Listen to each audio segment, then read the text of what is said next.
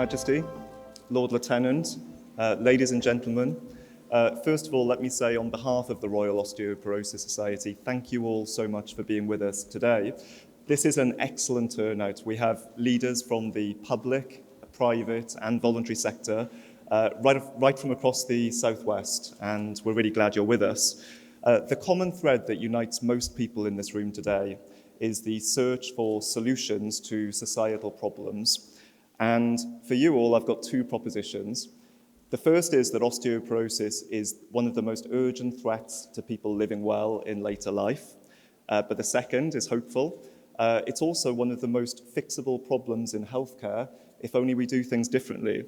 Now, for people who are new to this cause, osteoporosis causes bones to break really easily after very simple injuries, like a cough or a fall from standing height. Even a hug from grandkids can cause a very painful, life-limiting fracture. These fractures are no minor inconvenience. For too many people, they mean long-term pain and disability. In terms of years lost, this graph shows that osteoporosis is the fourth most consequential of all health conditions in terms of early mortality and disability. And sadly, as many people die from the condition as from lung cancer and diabetes. And it is common, much more so than people think. Half of women over 50 will fracture because of osteoporosis, and a fifth of men. That is every other mother, every other grandmother. Now, I know this isn't a cause that immediately sets people's hearts racing. And one reason for that is that it's become normalized over the years. There are stereotypes, very negative ones, about how older people look, particularly older women, that have normalized the idea that curved backs and lost height, falls and fractures are what we all have waiting for us towards the end of our life and when we're a bit older. These are misconceptions. They are symptoms of a treatable condition. And over the years, these tropes have caused a culture around osteoporosis of passivity and defeatism. And we are determined to change that to one of optimism and determination, because we know it doesn't need to be like this. The good news is the right therapies do exist. There are safe, effective medications, which are highly affordable for the NHS. A timely diagnosis can make the world of difference. We can treat osteoporosis and prevent fractures, but there are numerous missed opportunities to help people live well. I'd like to share with you a little about my experience of living with osteoporosis. I was diagnosed in 2020, but my journey to a definitive diagnosis and a treatment plan was not an easy one. In the summer of that year, I began to experience back pain, but simply put it down to some enthusiastic gardening. Over the following couple of weeks, I rested, but the pain wasn't shifting, so I made an appointment to see my GP, who diagnosed muscle strain and prescribed painkillers and a virtual appointment with a physio. The pain continued to become more severe, and I was prescribed stronger painkillers, but these made no difference whatsoever. By this time, I could barely walk, so suggested to my GP that this seemed to be something more serious than a muscle strain. I asked to be referred for an MRI scan. I was told that waiting time was around 4 months, so elected to have this done privately to ensure a quick result. Some 2 weeks after the scan, my GP called to say the results showed that I had 4 vertebral fractures and there was strong indication of osteoporosis. To say I was shocked is an understatement. I knew nothing about osteoporosis, so in my mind's eye, I'd put myself in a wheelchair. A further bone density scan did indeed confirm that the osteoporosis in my spine was severe and my hips were also a bit dodgy. About a month later, I suffered another spinal fracture simply by plumping the pillows on my bed, and this time it put me in hospital. It was only at this point, some 4 months after first seeing my GP, that I was put on the right medication to treat the disease and hopefully, over time, reduce the risk of fractures. Osteoporosis is often called the silent disease because there are no apparent physical symptoms or pain. But let me tell you that the pain I experienced from the resultant spinal fractures were excruciating and life-changing. For me, all the normal day-to-day activities were just not possible. I couldn't even fill the kettle to make a hot drink. We talk a lot about the physical effects of osteoporosis, but the mental anguish can be equally as debilitating. I've always been a strong, outgoing, positive person, but all of a sudden I felt vulnerable, anxious, and isolated. In common with most people searching for information, I consulted Professor Google, but became a little daunted as there was so much conflicting information about the disease. It was then that I found the ROS website and a signpost to the Specialist Nurses Helpline.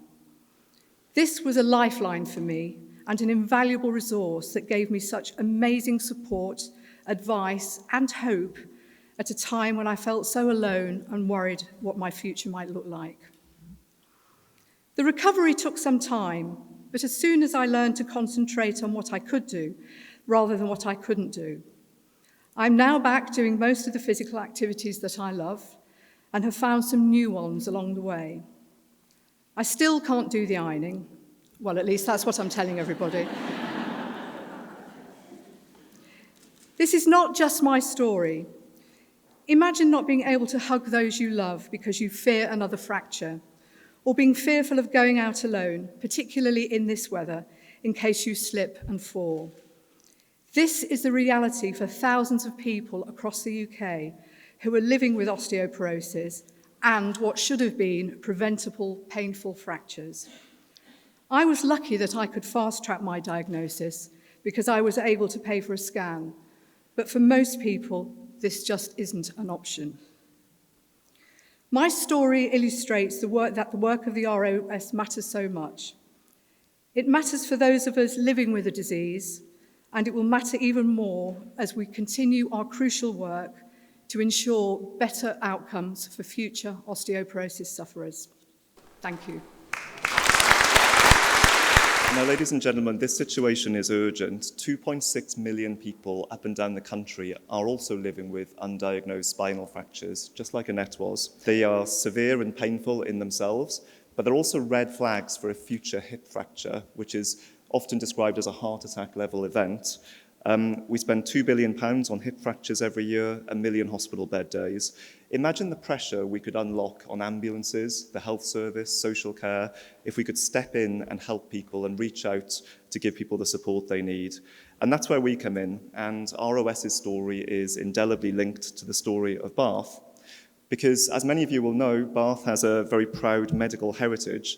For hundreds of years, the thermal waters inspired the development of medical practice, specifically rheumatology, amongst many others.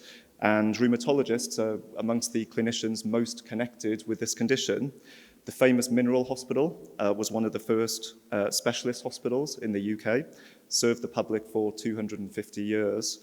And it was in the Min that a concerned group of clinicians came together in 1986 to launch the National Osteoporosis Society to give people a different future, to close the treatment gap and help people live well. The first ROS team came together, led by the inspirational Linda Edwards, the founder, and Linda set about challenging those myths and those stereotypes and raising public awareness. And as the charity grew, it moved to rural Camerton. Now, the pandemic has given all charities, particularly health charities, cause to pause and reflect on how they can meet the enormous unmet need out there. We knew that we wouldn't beat osteoporosis until we could form stronger partnerships with the people and the organisations around us.